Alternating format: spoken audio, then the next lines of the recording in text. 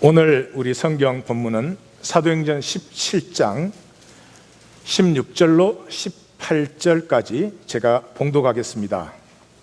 바울이 아덴에서 그들을 기다리다가 그 성에 우상이 가득한 것을 보고 마음에 격분하여 해당에서는 유대인과 경건한 사람들과 또 장터에서는 날마다 만나는 사람들과 변론하니 어떤 에피크로스와 스토아 철학자들도 바울과 쟁론할세 어떤 사람은 이르되 이 말쟁이가 무슨 말을 하고자 하느냐 하고 어떤 사람은 이르되 이방 신들을 전하는 사람인가 보다 하니 이는 바울이 예수와 부활을 전하기 때문이러라.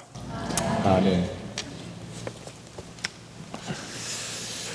오늘 말씀의 제목을 세상은 뭘로 뒤집히나 그렇게 잡았습니다. 이제 복음은 로마의 심장을 향하는데 로마는 과연 무엇으로 뒤집어질 것인가? 하지만 이것은 단순히 세상만을 얘기하는 것이 아니고 우리의 얘기입니다. 우리 모두는 육의 운명으로 살고 있습니다. 내가 한국인으로 태어났냐, 어떤 민족으로 태어났냐, 어떤 부모 밑에 태어났느냐, 그래서 어떤 교육을 받고 어떻게 살아왔느냐, 우리 육신에 살아온 이 육의 운명은 저주입니다. 어떻게 살았던 것 간에 죽음에서 모든 것이 사라지기 때문에 육의 운명은 저주입니다. 이 육의 운명이 영의 운명으로 바뀌어야 되는데 쓰러지고 끝나는 것이 아니라 더 깊고 넓고 풍성해지는 이 영의 운명으로 전환되어야 되는데 이 전환은 무엇으로 일어나는가 하는 것을 오늘 본문은 보여주고 있습니다. 먼저 정직하게 누가 뭐라 그래도 삶은 허무합니다. 삶이 허무하지 않다 종교인들이 그렇게 말하지만 그렇게 말하는 종교인 자신도 허무합니다. 제일 정직하지 않은 게 기독교 같아요. 그렇죠? 우리 성철사님 같은 분은 그런 수도 가운데서도 정말로 허무하구나 그러고 돌아가셨어요. 얼마나 정직합니까? 기독교는 뭐 허무하지 않다고 그러는데 뭐 허무한데 그 뭐 무슨 아니라 그러면 무슨 소용이 있겠어요? 이 점에 대해서는 성경도 분명하죠. 종신토록 땀 흘려 수고하지만 가시던 불과 엉겅퀴를 거두고 흙에서 왔으니 흙으로 dust to dust. 이전 세대도 장래 세대도 기억함이 없습니다. 죽음은 가까운 사람들이 잠시 기억해 주지만 그게 한 세대를 넘어가지 못합니다. 요즘 세대는 10년 못 가는 것 같아요. 옛날에는 뭐 산소 가고 뭐 벌초 가고 이래가지고 그 살아있는 동안은 기억을 하게 만들었는데 요즘은 뭐 벌초가 있습니까? 뭐 산소로 갑니까? 뭐 우리 사람들 보면은 부모님 돌아가시고 10년이면 그냥 어쩌다 생각나면 생각나지 기억이 안 돼요. 뿐만 아니라 이어서 이렇게 말이죠. 내 손으로 한 것, 내 수고가 무엇이 유익한고 다 헛되려 해 아래 무익하다 그렇게 말을 합니다. 그래서 헛되고 헛되며 헛되고 헛되니 모든 것이 헛되도다. 신약에서는 이것을 모든 피조물이 허무에 굴복하고 썩어짐의 종노릇 한다. 사도 바울은 자기가 예수님을 만나기 전까지의 삶을 향방 없는 달리기요 허공을 치는 주먹질이었다 그렇게 말합니다. 그렇습니다. 사랑하는 성도님들, 죽음은 그렇게 강렬한 것입니다. 우린 다 나름대로 우리 자신을 속여야만 살 수 있기 때문에 모든 사람이 죽지만 나는 안 죽을 것이라는 이 가짜 의식을, 무의식을 가지고 있죠. 그래서 모든 사람이 자기가 죽을 때가 되면 놀라요. 나는 안 죽을 줄 알았는데 죽으니까. 이러는 나도 놀랄 거예요. 여러분, 정직해야 됩니다. 진리는 어물땅 서물땅 그런 것이 아닙니다. 죽음은 강렬한 것입니다. 현상세계의 모든 것이 끝이 납니다. 현상세계의 모든 우리의 수고와 손으로 한 것이 다 쓰러지는 것입니다. Nothing left. 성경은 이 죽음의 허무와 싸울 수 있는 것은 딱 하나밖에 없다고 말합니다. 생명입니다. 생명은 허무와 싸울 수 있습니다. 그 사망의 권세가 가져오는 허무와 싸울 수 있는 것은 생명입니다. 생명이 무엇인가 생각을 하면서 오늘 말씀을 나눕니다. 생명이 허무를 넘어서는 생명은 싸워서 이겨야 됩니다. 그냥 오지 않습니다. 할렐루야, 나는 예수님 믿습니다. 그렇게 오지 않습니다. 삶 전체로, 존재 전체로 싸워서 이겨야 됩니다. 누구와 싸워요? 하나님과 싸워야 됩니다. 그게 무슨 말이에요? 내 육의 운명은 전부가 하나님으로부터 왔습니다. 내 생김새가 어떠할지, 내 키가 얼마나 될지, 내가 어떤 종족으로 태어날지, 내가 어떤 부모 밑에 태어날지, 내가 어떤 교육을 받을지, 이 모든 섭리는 하나님 안에서 육의 운명은 하나님의 섭리 안에서 주어졌습니다. 그 하나님과 싸워야 됩니다. 육의 운명과 싸우셔야 됩니다. 성경이 내가 야곱은 사랑하고 에서는 미워하였다, 말라기에 그렇게 말을 하니까 사람들이 그럽니다. 아니, 하나님이 그 어떻게 야곱은 사랑하고 에서는 미워하고, 그런 불공평한 일이 어디? 야곱을 사랑했다는 말은 생명을 사랑했다는 말이에요. 야곱은 존재 전체로 싸워온 사람입니다. 이 생명을 얻기 위해서. 야곱에서는 생존의 대가, 훌륭한 사람이고 능력이 많은 사람이었어요. 예. 하나님이 야곱을 통해서 몇백 년을 걸려서 이루시는 일을 자기 당대에 이룬 사람이에요. 에돔이라고 하는 한 민족을 이룬 사람이에요. 그렇지만 생존을 하나님이 보시는 게 아니고, 생존이 얼마나 잘했냐 하나님에게는 관심이 없습니다. 생명, 하나님이 우리 안에 주신 이 생명을 피워내는 것은 이 세상에서 싸우지 않고는 안 되는 일인데, 그 싸움을 싸우는 그 야곱, 생명을 사랑했다 이 말입니다. 그래서 뭐라고 합니까? 이름을 다시는 야곱이라 부를 것이 아니고 이스라엘이라 부를 것이니, 이스라엘의 뜻이 하나님과 사람들과, 하나님과 하나님 안의 육의 운명과 씨름하여 이긴 자라는 뜻입니다. 예수님은 그렇게 말하죠. 세례 요한의 때부터 천국은 침노를 당하느니라. 그 율법의 그 얽매인 것으로 꽉 막아두었던 이것이 세례 요한이 와서 제사 율법 지키는 게 아니고 너 마음의 정결함을 하나님 앞에 회복해라 라고 선언하는 그때로부터 천국은 침노당하고 있습니다. 침노하셔야 됩니다. 예수 믿습니다 그리고 감나무 밑에 입 벌리고 있으면 떨어지는 것이 아니고요, 삶의 한 걸음 한 걸음이 내 안에 창조된 생명, 아름다움과 신비와 고귀함을 가진 이 비천한 세상 가운데서 그 생명을 살아가는 것은 한 걸음 한 걸음이 전투요 투쟁인 것입니다. 은혜는 생명을 그냥 공짜로 주면 어떻게 생명이 됩니까? 내가 싸웠으니까 내 생명이 되는 거죠. 내게서 하나님이 주신 씨앗을 내가 피웠으니 내 생명이지, 하나님이 다 피워놓으시면 무슨 내 생명이 되겠습니까? 은혜는 그렇게 공짜로 뭘 준다는 게 아니고요, 쟁취를 허용하셨다는 거죠.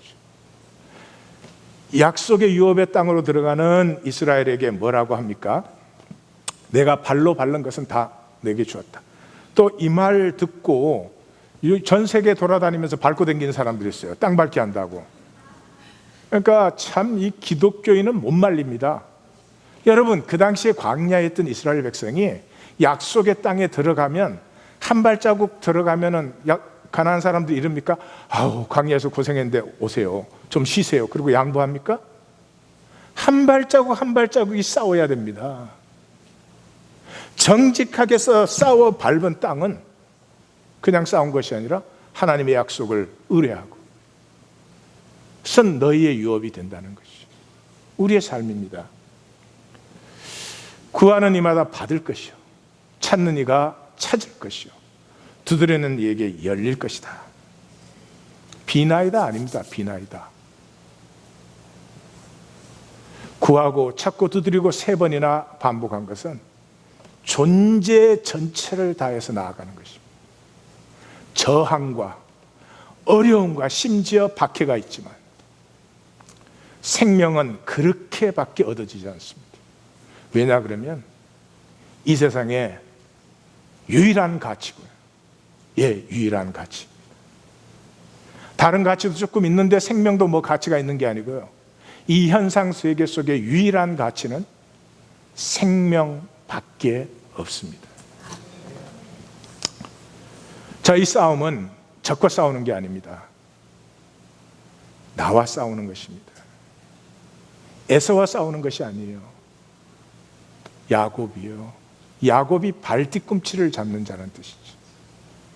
왜 발뒤꿈치 잡아요? 그 당시 목동들은 이렇게 양 풀어놓고 씨름했잖아요. 야곱은 체구가 작고 약하니까 이길 수가 없죠. 그래서 어릴 때부터 이 반칙을 많이 이렇게 배웠죠. 우리 모두 반칙으로 삽니다. 우리 중에 룰대로 게임하는 사람은 없어요. 그 반칙하는 환도뼈가 허벅지 관절이 부러져 나가는 것입니다. 내 거짓, 내 에고, 우린 그걸로 나를 복되게 한다고 생각을 하거든요. 그 허벅지 관절이 골절되지 않는 한 나는 여전히 발뒤꿈치를 잡으려고 합니다. 하나님 앞에 나와서도 발뒤꿈치를 잡으려고 합니다. 아픈 일이지만 하나님을 만나는 것은 아픈 일입니다. 저부터도 아픈 일입니다. 그래도 아프지만 만나고, 그래도 아프지만 그 말씀을 듣고, 상처를 통해서 새 살을 피우시는 하나님을 만나기보다는 내 요령과 내 생각으로 또 하나님을 어떻게 이렇게 얼러드리고 하나님에게 어떤 베네핏을 받으려고 하는 그런 야곱이 우리 속에 있습니다. 이 야곱이 끝나야 이스라엘, 하나님과 싸워 이긴 자, 내게 주신 운명의 한계를 넘어서서 내 안에 있는 무한한 생명을 피우는 것이 가능한 것입니다. 그래서 이 나, 하나님이 창조한 나는 아주 큽니다. 내가 큰 것이 아니고요. 나는 작은데 내가 하나님 안에서 만유와 하나가 되기 때문에 그래서 큰 것입니다. 그리스도 그러면 뭘 생각하십니까? 우리 기독교인들은 교리만 생각하죠. 뭐 나를 위해서 죽었네? 정말요? 정말요? 예수님이 나를 위해서 죽었어요? 그 정말이면 어떻게 살겠어요? 그 다음 말할 필요 없어요.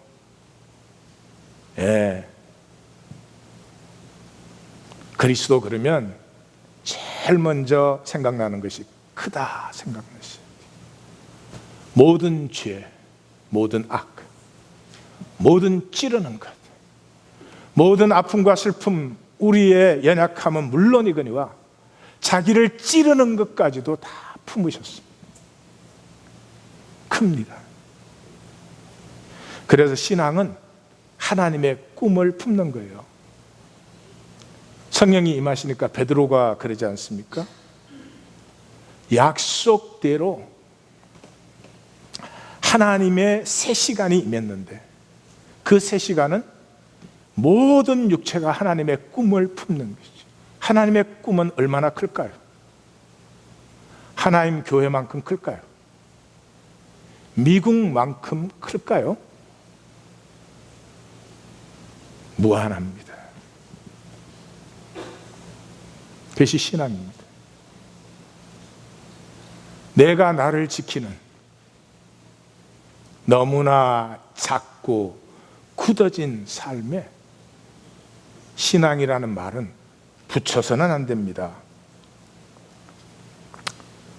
이 커짐은 내 자격 공로가 아니라 하나님의 허락하신 은총 안에서 만물과 하나 된 그런 커짐이죠.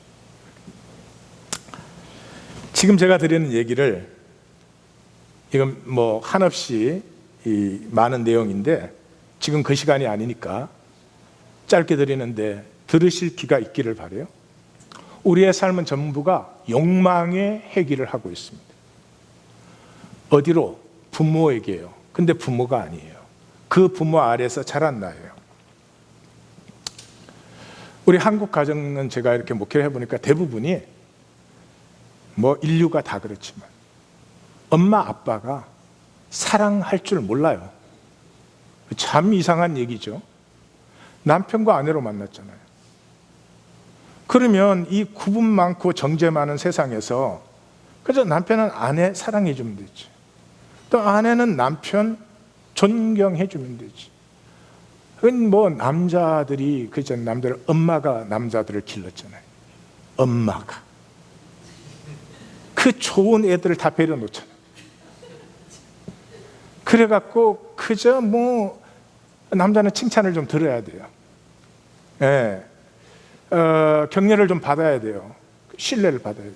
막 아무리 실패해도 막 당신은 절대로 실패할 수 없는 사람인데 세상이 잘못된 건데 저 나쁜 놈들, 당신은 다음번엔 꼭 성공할 거야, 막 이래줘야 돼요. 제대로 하는 게 뭐 있어, 이러면 안 되는 거예요.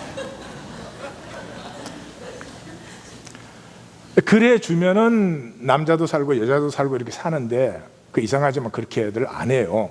안 하는 이유가 그 부모한테서 배운 게 그거니까. 근데 그런 정도가 아니고, 이제 부모가 이렇게 다투지 않아요? 여기는 제가 아주 기본 프린시플을 말씀드려요. 정도는 생각하지 마세요. 그 부모가 이렇게 꼭 싸우지 않아도 벌써 분위기가 안 좋으면 아이들은 기가 눌립니다. 굉장히 불안하고 두려워집니다. 그러면 아이들은 그 안에서 내가 알고 내가 핸들하는 그 테크닉을 말하자면 배웁니다. 내가 핸들할 수 있는 세계를 그 안에서 만들어서 자기가 살아남는 것이에요. 그러면 이렇게 자라나면은 그 외의 것, 내가 핸들할 수 있는 세계 외의 것은 다 두려움이에요. 여기까지 따라오셨어요? 우리 간증인데 뭐 안 따라오면 안 되지. 여기까지 따라오셨기를 바라요.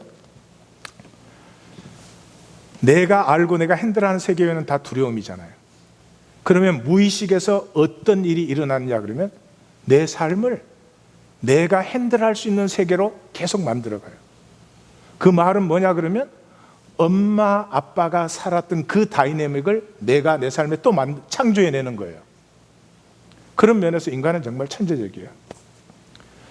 그래서 우리 한국 부부들을 보면 되게 그래요. 이게 이제 스타일과 이 정도의 차이는 있지만, 이 와이프는 이제 견디다 아기 받치면 막 이제 소리 질러 대고 저주하고 막 이 정죄하고 그러는 거죠. 제가 지금 보여드리기를 원하는 것은 그냥 우리가 살지 않아요. 무의식이 향하는 게 있어요. 내 의식이 뭐라고 하든 간에 그것이 향하는데, 이 회귀의 본능은 그 어릴 적에 내가 핸들했던 내가 아는 세계, 그게 내가 편하니까 그걸로 가는 거죠. 그래서 되게 그래요. 뭐 일이 일어나고 나서 가만 생각하면 내가 왜 그랬을까 싶어요. 뭐가 내가 왜 그랬을까야? 그게 진짜 나요. 오늘 제가 드리는 말씀은 거기까지 회개하시면 안 돼요. 생명은 회개하게 돼 있어요. 거기까지 회개하시면 안 되고 더 깊은 원천으로 회개를 해야 돼요. 어디로? 하나님으로 회개해야 돼요. 우리가 하나님 안에서 만유가 하나였잖아요. 그리로 회개할 때까지 우리는 내 존재의 뿌리 속에 들어있는 불안과 두려움에서 자유해지지 않습니다. 그 하나님으로 회개한 것을 코이노니아라고 합니다. 이 코이노니아는 출발이 함께 먹음에서 출발이 됩니다. 잘 들으십시오. 이 세상은 모든 것으로 구분되어 있어요. 그 다음에 구분한 다음에 꼭 정제를 해요. 많이 배웠다, 적게 배웠다. 많이 배울 수도 있고 적게 배울 수도 있죠. 그게 무슨 차별할 일은 아니잖아요. 부자다, 가난하다. 뭐 부자일 수도 있고 가난할 수도 있지. 차별할 일은 아니잖아요. 그렇게 시작해서 아닌 것이 하나라도 있어요? 세상에 생긴 것까지도. 예? 눈이 크냐 작냐, 키가 크냐 작냐, 뭐 머리칼이 있냐 없냐, 그 정제 때문에 제가 가발을 쓰는 거예요. 그게 두려워서.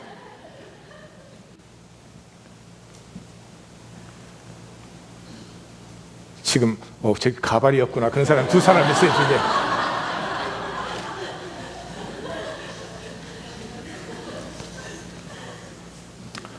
그 구분이, 잘 들으십시오, 그 구분이 없어지지 않는 한 하나님의 나라는 없어요. There is no kingdom of God. 하나님의 나라는 하나님이 창조한 우리 한 사람 한 사람이 그냥 그 창조한 나로 존경받고 사랑받고 인정받고 격려받고 위로받는 거예요. 우리가 다 완벽해지는 데 아니에요. 부족한데 부족한 것 때문에 더 큰 의가 드러나요. 그 구분이 없어지는 출발은 먹음이에요. 이 세상은 얼마나 악한지 먹음도 정치화 시켰어요. 뭐를 먹느냐? 어디서 먹느냐? 누구랑 먹느냐? 어떻게 먹느냐? 이게 다 계급이요. 아니, 세상에 구분할 게 없어서 먹는 것까지 구분해야 돼요? 예? 부자의, 가난하의, 배운 자의, 못 배운 자의, 잘난 자의, 못난 자의, 그것만 해도 아픈데 먹는 것도 구분해야 돼요. 그러니 모두가 허무한 거예요. 왜 먹을 때만, 좋아, 뭐 세상이 뭐 돌아가야 되고 어찌니까 그 구분도 있고 차별도 있다 쳐도 먹을 때만큼은 사장 직원 없이 사람과 사람이 만나서 먹으면 얼마나 좋겠어요. 근데 이게 가정에서도 안 된단 말이에요. 남편과 아내가 같이 먹으면 그저 남편 아내 뭐 비즈니스 다 내려놓고 그 시간만큼은 마음이 좀 나누어지는. 예? 여보, 나 요즘 왜 자꾸 불안한지 모르겠어요. 난 건강에 신경 안 쓰던 사람인데 건강에도 자꾸 신경이 쓰지. 뭐 등등등. 해보지를 않았기 때문에 예화를 할 수가 없어. 그래서 그냥 등등등 이렇게. 예.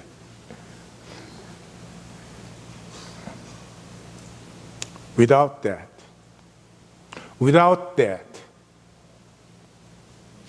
no gospel, no kingdom of God, no love. 웃기지 말아요. 기독교 안에 왔다 갔다 하면서 웃기지 말아요. 사람 언어에 그게 들어있어요. 그래서 companion, 삶을 함께 공유하는 사람이라는 뜻이 전부 빵을 같이 먹다예요. 예, 라틴어의 companis, 영어의 companion, 스페인어로는 파네로. 그 파네로 브레드는 빵빵이에요. 무슨 이름이 그런 이름이 있어? 이탈리아는 캄파노, 프랑스어로는 콧빵. 네. 속지 마십시오. 무슨 오묘한 얘기를 해도 속지 마십시오. 사람의 마음이 통하고 하나 되기 시작하는 것은 먹음에서 아무 구분과 차별과 정죄 없는 그냥 정말 한 사람과 사람이 앉아서 먹는 이 코이노니아 외에는 다른 길이 없습니다. 이 코이노니아가 마음먹으면 이루어질 것 같습니까? 자, 이제 우리 뭐 별로 차별 없이 그러고 앉으면 또 자기 얘기 시작해요. 은근히 자기 정당화시키고 자기 변명하고 자기 논리 얘기해요. 절대로 안 돼요. 언제까지? 사망 권세를 깨신 부활하신 주님의 임재 안에 우리가 만날 때까지 절대로 시작 안 돼요. 우리의 삶 전체는 육의 운명이 뭐예요? 한마디로 자랑거리 만드는 거예요. 힘든데 좋은 학교 가려고 애를 많이 써. 힘들게 돈 벌어가지고요, 비싼 거 사느라고 애써요. 그럼 멍청한 삶을 살죠? 자랑거리가 되니까. 자랑거리가 되니까. 내 거로 자랑거리 없으면 자식이라도 자랑거리 만들려고 해요. 사도 바울이 부활하신 주님 만나고 뭐라 그랬어요?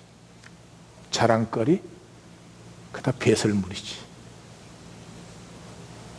예수님의 말로는 사람에게 보이려고.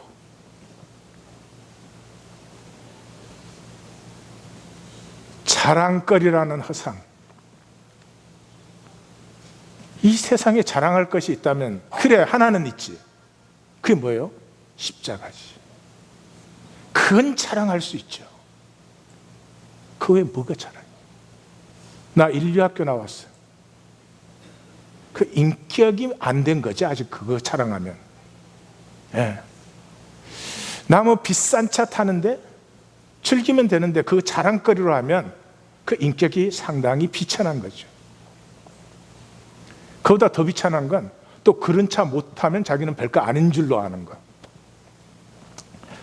자, 이런 얘기를 두고 2차 선교 여정으로 들어갑니다.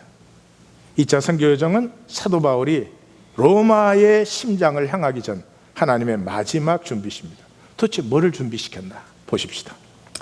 자, 성령이 인도하셔서 이제 소아시아에서 유럽으로 건너왔죠. 제일 첫 번째 사역이 빌립보 사역이었습니다. 그 다음에 오늘 본문인 데살로니가, 베레와, 아덴 사역이 일어나고, 그 다음에 고린도 사역으로 사실은 이제 2차 선교 여정은 거의 마감하죠.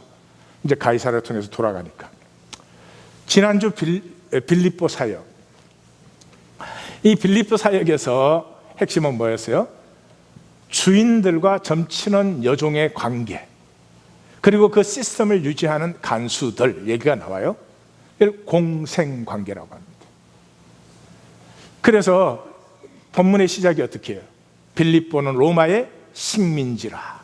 로마와 식민지는 공생관계에 있죠. 이게 세상의 존재 방식입니다. 세상의 부부는 공생하는 것입니다.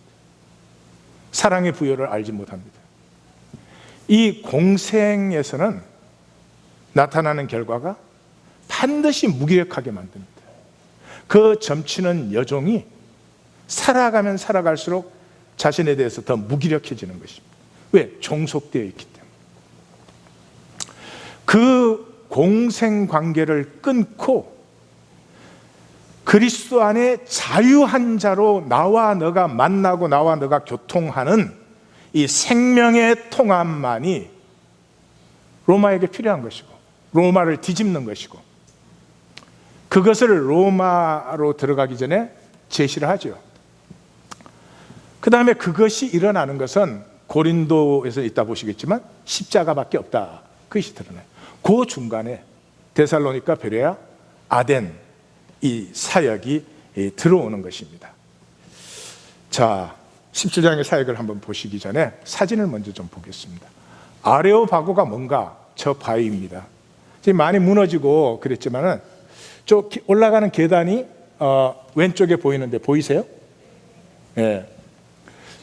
올라가는 계단을 통해서 이렇게 저 바위 위에 올라가면 저 바위 위에 그 제일 높은 쪽으로 되게 연사나 재판도 저기서 하기 때문에 재판관이 쓰게 되고요. 그 바위 안에 약 한 500에서 600명들이 거기에 앉거나 서거나 할 수 있었다고 하는 굉장히 큰 바위였죠.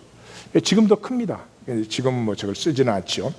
그 다음이 그 우상을 보고 격분했다 그러는데 바로 지금도 남아있는 저런 것들입니다. 저 제우스 상이죠. 또 저 여신상, 포세이돈, 바다의 신. 제가 뭐 이제 시간이 없으니까 몇 개만 보여드렸지만은 저런 신상들이 시내 전체에 거리에 절비한 것이죠. 그럼 왜 저 비싼 거를 저렇게 만들었을까? 여러분, 왜 저런 걸 그렇게 만들었을까요? 왜 만드는지 저는 몰라요. 그런데 우리 시대를 좀 보십시다. 맨하탄 피프스 애버뉴에 나가시면 양쪽으로 굉장히 비싼 빌딩들이 즐비해요. 그 빌딩 안에는 온갖 명품들 매장이 다 준비되어 있습니다. 그런데 사람들이 거기 가서 그걸 사요. 핸드백을 사러 그 맨하탄 나간 파킹도 힘들어. 거기까지 나가가지고, 그럼 거기까지 나왔으니까 싸게, 이거 50불짜리인데 이까지 오셨으니까 45불에 드릴게요. 이러는 게 아니에요. 가서 웃돈을 많이 줘. 몇천 불씩 주고 사요. 왜 그럴까요? 왜 그럴까요? 저 시대는 저런 신상들을 어마어마하게 만들고 그 신상 하나가 있으면 그 주변은 하나의 장터예요. 저 신상에 관련된 상품들이에요. 근데 주로 제일 많은 게 저 신상을 작게 만들었거나 뭐 신상 가지고 뭐 한 거예요. 그걸 사러 아덴의 피프스 애버뉴에 나가. 그래서 돈을 많이 주고 그걸 사오는 거예요. 이해 가세요? 그걸 뭐 하려고 그렇게 돈을 많이 주고 살까? 근데 그 사람들이 우리를 보면 또 그래요. 세상에 그걸 왜 그렇게 비싸게 살까? 비닐로 쇼핑백에도 잘 들고 다니는데.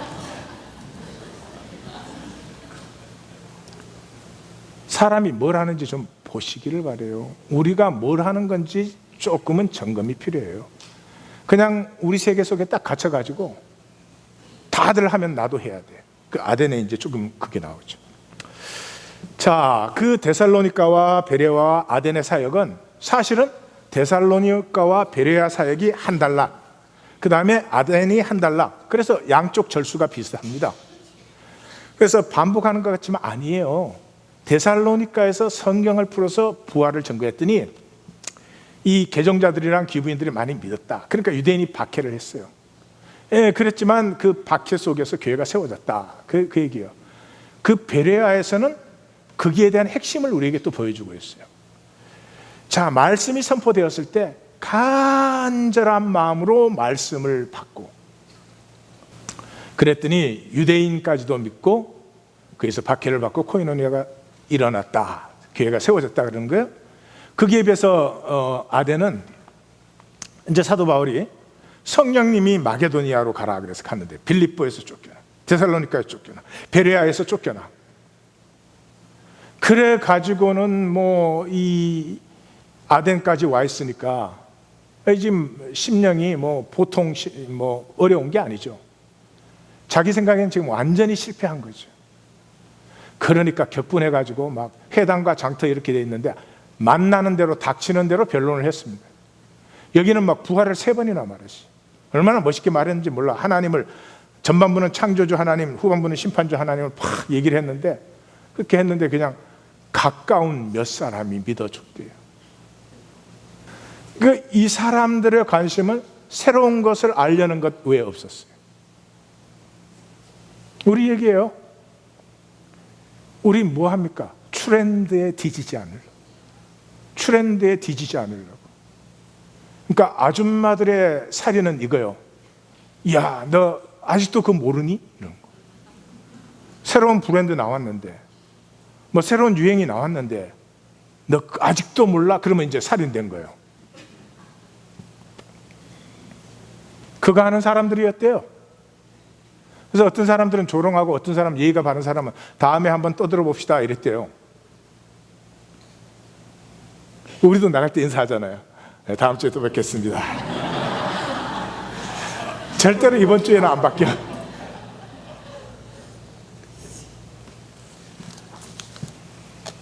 무슨 얘기하고 있어요? 지금부터 잘 들으십시오. 교회는 코이노니아입니다. 이 코이노니아는 성령이 임하면, 성령이 우리에게 임하면, 하나님의 한 성령이 임하면 우리 속에 한 영이 통하잖아요. 생명이 통하잖아요. 그럼 우리가 그리스도의 몸이 되는, 이하권의 몸 안에는 이하권의 생명이 통하고 있잖아요. 사도행전은 전부 그 얘기예요. 예루살렘 교회, 여기가 이제 그 representative, 가장 마크가 되는 그런 곳이죠. 이게 이후에 일어나는 모든 사역의 이 오리지널 모델이 되는 거예요. 성령이 임했더니 어떻게 됐어요? 코이노니아가 일어났어요. 성령이 어떻게 임했어요? 부활을 증거했어요.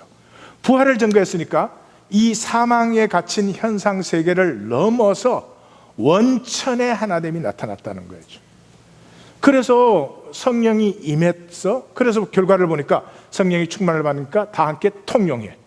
필요를 따라 나누어 떡을 떼고 음식을 같이 먹어요. 그리고 핍박이 있었음에도 불구하고 또 서로 통용하고, 그 가운데 부활을, 사도들이 큰 권능으로 부활을 정언하니 그 중에 가난한 사람이 없어요.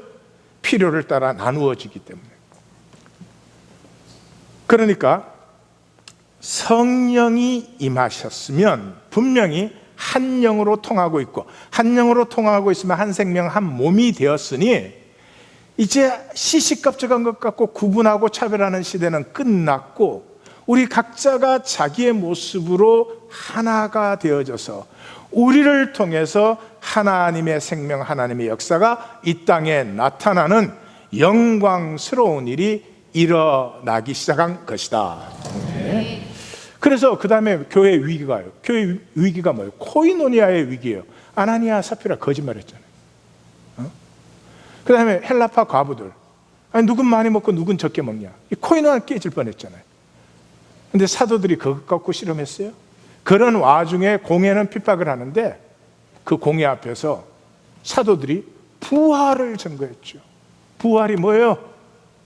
새 시대, 사망 권세가 깨어진 새 시대가 열렸다. 사망 권세가 깨어지면 뭘 해요? 꿈을 꾸기 시작해요. 꿈을 꾸기 시작해요. 그 다음에 쭉 보여주는 것은 이 코이노니아가 성령 임함이에요. 예?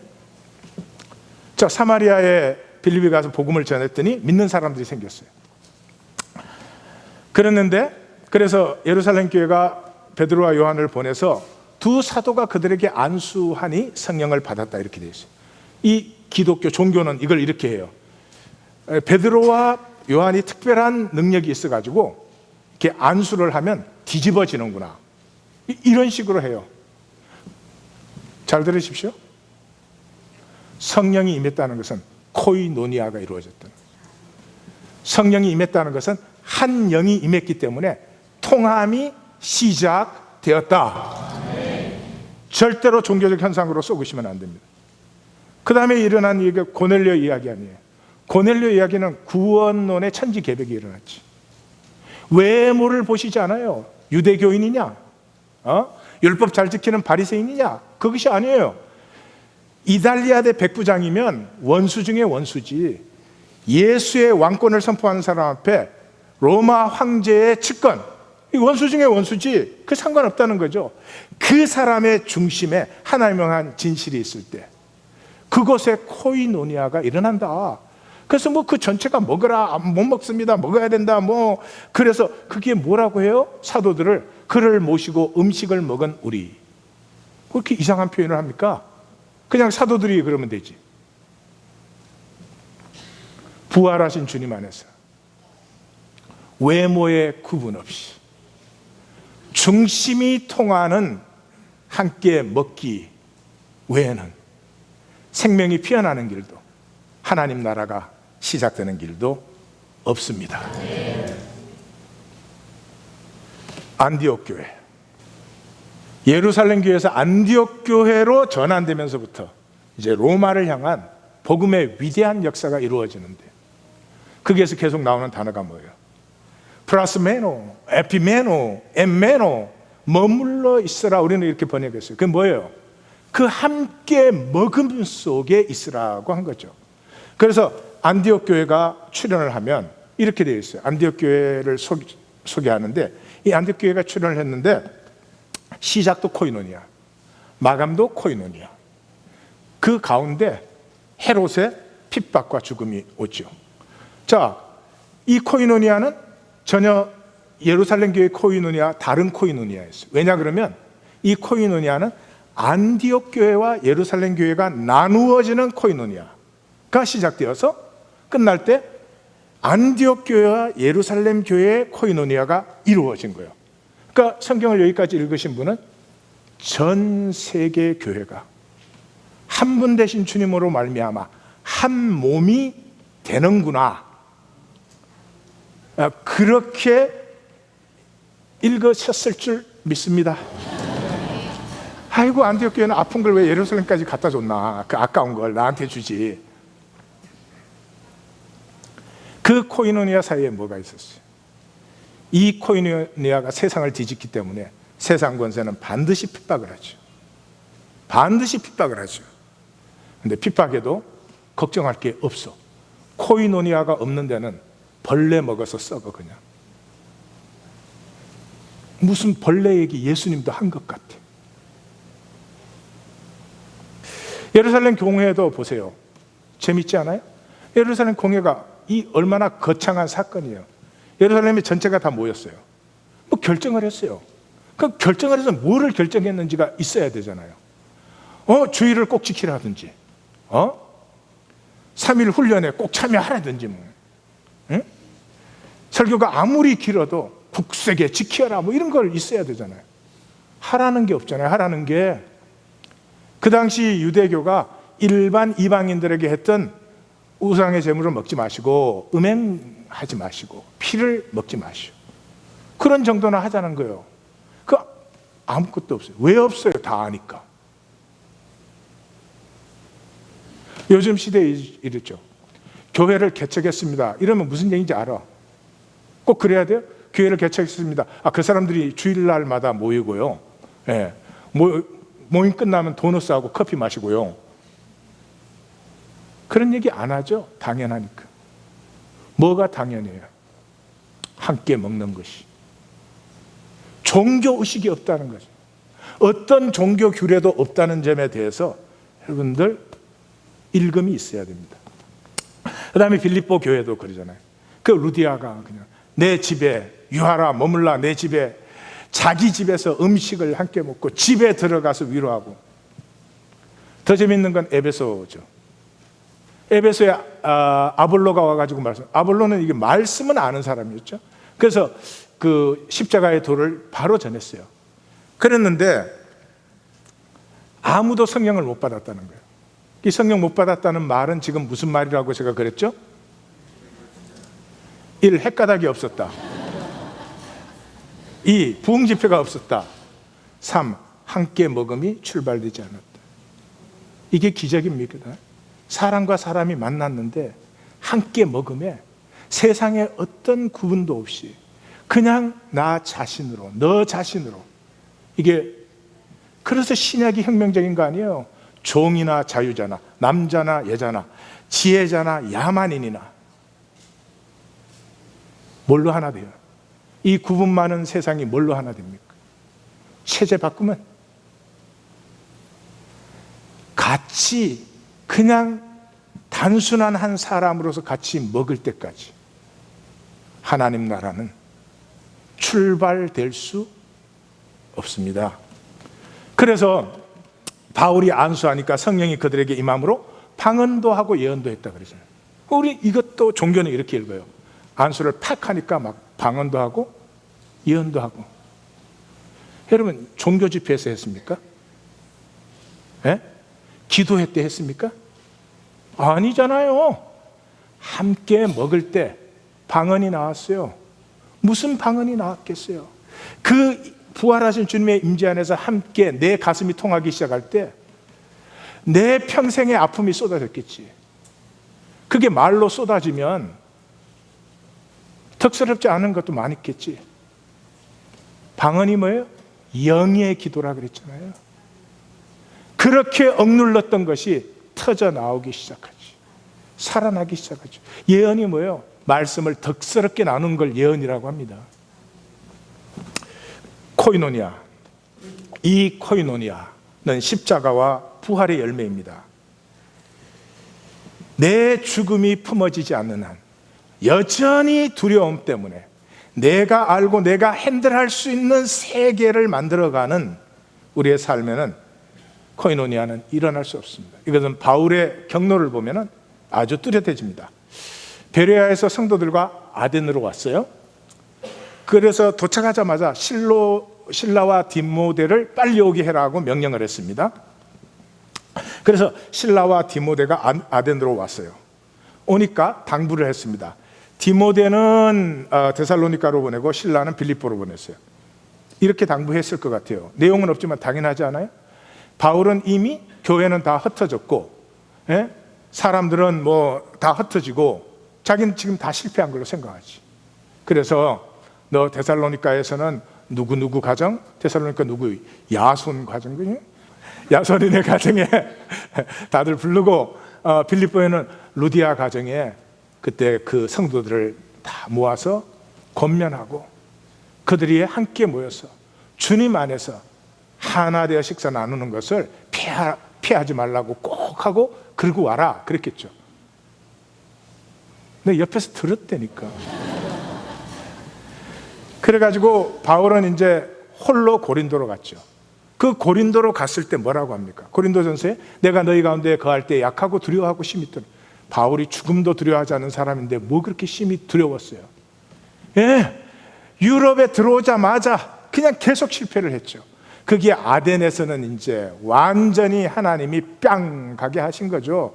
뭐 자기의 모든 걸 다 해가지고 막 논쟁을 했는데 친한 사람 몇 사람이 이렇게 믿어줬다. 근데 교회가 안 생겼죠. 두려워서 말을 못하는 거죠. 복음을 얘기를 못하는 거예요.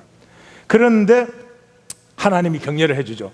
두려워하지 말며 침묵하지 말고 말하라. 이 바울은 갔다 그러면 복음을 정하는 사람이 딱 입이 닫혔습니다. 내가 너와 함께 있다. 해롭게 할 자 없다. 이 성에는 내 백성이 많다. 이렇게 해요. 그때 어떻게 실라와 디모데가 고린도로 돌아왔어요. 실라와 디모데가 마게도니아로부터 내려오매 그 다음에 뭐예요? 바울이 말씀에 붙잡혀. 그 다음에 누구에게? 유대인들에게. 그 박해하는 유대인들에게 예수는 그리스도라 전해요. 그리고 데살로니가 전서에서는 이렇게 너희가 주 안에 굳게 선적 우리가 이제는 살리라. 나 살았다. 무슨 말이에요? 자기 생각에는 빌립보고 데살로니가고 베레아고 다 흩어지고 이 박해에 어쩌면 다 도망갔는지도 모르겠다 그렇게 생각을 했겠죠. 그런데 그 박해 속에서 하나님께서 불러서 세운 교회들, 숫자는 몇 명 되지 않지만 얼마나 든든하게 섰는지, 너희가 어떻게 죽은 우상을 부리고 사신 하나님께로 돌아오는 것을 마게도니아뿐만 아니라 아가야의 모든 교회가 너희의 소문을 듣고 기뻐하는도다. 그게 데살로니가 인사에 나오는 말이에요. 그래서 바울이 뭘 깨달았어요? 설득이 아니죠. 십자가를 전하는 거죠. 십자가가 선포된 곳에 일어나는 게 코이노니아예요. 이제 바울은 로마로 갈 준비가 비로소 된 것입니다. 그래서 사도 바울이 뭐라고 합니까? 고린도에 편지를 쓸 때 십자가의 도가 멸망하는 자들에게는 미련한 것이요 구원을 받는 우리에게는 하나님의 능력이라. 유대인은 표적을 구하고 헬라인은 지혜를 구하지만 우리는 십자가에 못 박힌 그리스도밖에는 전할 줄 모른다. 하나님의 어리석음이 사람보다 지혜롭고 하나님의 약함이 사람보다 강하다. 심지어는 이렇게 말합니다. 내가 예수 그리스도의 십자가 외에는 아무것도 알지 않기로 작정하였습니다. 성도님들 십자가 만나시길 바래요. I don't care. 성도님들이 목사인지 전도사인지 장로인지 집사인지 I really don't care. 그럼 무슨 상관이 있겠어요? 십자가를 만났느냐 안 만났느냐지. 십자가를 만나지 않은 사람의 특징은 뭐예요? 논리요, 논리. 부부가 행복하면 논리가 없어져요. 부부 갈등이 생기면 논리가 생겨요. 자기를 정당화하고 상대방이 잘못됐다는 생각이 들어와요. 믿음은 그러므로 교리에서 올 수 없어요. 교리는 귀한 것이고 창고가 됩니다. 그러나 교리를 알고 있는 것을 믿음이라고 착각하지 마십시오. 믿음은 하나님이 창조하신 그 본래의 마음이 피어나는 것이죠. 그 본래의 마음은 하나된 아이의 마음 같은 거예요. 아이가 이렇게 엄마를 보고 빵긋빵긋 웃으면 엄마는 그냥 하나가 돼버리는 거죠. 교회는 필요가 나누어지는 것이에요. 필요는 채우기가 쉽고 서로 채워줘요. 내 옆에 어떤 사람이 아파봐요. 아픈 게 낫는 것은 필요해요. 그러니까 아픈 사람이 있으면 도와주고 싶어요. 그리고 그것은 쉬워요. 배가 고픈 사람은 먹는 게 필요해요. 그럼 먹으면 되는 것이. 필요는 쉽게 채워지고 서로 채워지도록 생명의 본질이에요. 그래서 성령이 임했을 때 뭐예요? 필요를 채워줬다. 2장도 4장도. 근데 우리는 필요를 채우는 삶이 더 이상 아니죠. 욕망을 채우려고 해요. 욕망은 체험이 불가능해요. 왜냐 그러면 욕망은 내가 필요한 게 아니에요. 남의 필요를 내가 받아들인 거예요. 그래서 미디움이 항상 있어요. 그 애가 학교를 가. 그 친구들이 다 노스페이스를 입어. 그럼 어떻게 해요? 자기도 그걸 입어야 돼. 그 아이의 필요입니까? 욕망이 생긴 겁니까? 욕망이 생긴 거예요. 욕망으로 살아가는 삶은 채워지지 않으며 중독되고 결국은 그것에 사로잡힙니다. 교회는 필요를 채우는 것입니다. 여러분, 욕망을 채우는 게 큰 걸까요? 필요를 채우는 게 큰 걸까요? 네, 필요를 채우는 게 훨씬 큰 거예요. 정서적인 필요.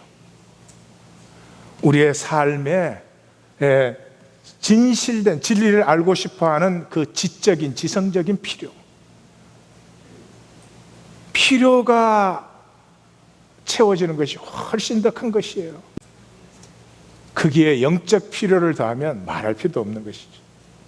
근데 그 째째한 욕망으로 사느라고 얼마나 클 수 있는 생명을 버리고 너무 좁쌀처럼 살고 있어요. 구원은 생명 나눔이므로 열매는 이렇게 교회가 되는 것이죠. 이 나가 있고 나됨이 있죠. 나는 에고고 나됨은 이제 I am, who I am이죠. 이 가짜 나는, 문화화된 가짜 나는 이 세 가지가 있대요. 이건 하이데거의 말인데 제가 인용할게요. 첫째는 천박한 호기심. 진리를 깨달으려고 하지 않고 천박한 호기심. 뭘 지저분한 걸 많이 알아. 두 번째, 잡담. 아줌마들이 애 학교 보내고 카페에서 모여서 하는 얘기. 그 다음에 평균적 일상성. 옆집에 BMW 나와. 그럼 우리 집에도 BMW 타야 돼. 예? 뭐 옆집 저 아줌마가 뭐 샀어. 그럼 나도 뭐 사야 돼. 평균적 일상성. 나됨의 순전함을 잃어버리고 코이노니아까지는 교회도 그리스도인도 없습니다. 코이노니아까지는 죄와 악을 이길 수가 없습니다. 단절된 종교 생활에 이를 악물고 사셔도 죄와 악의 종로로 타는 것밖에는 다른 길이 없을 것입니다. 우리 하나님 교회 주의 꿈이 이루어지기를 원합니다. 기도하십시다.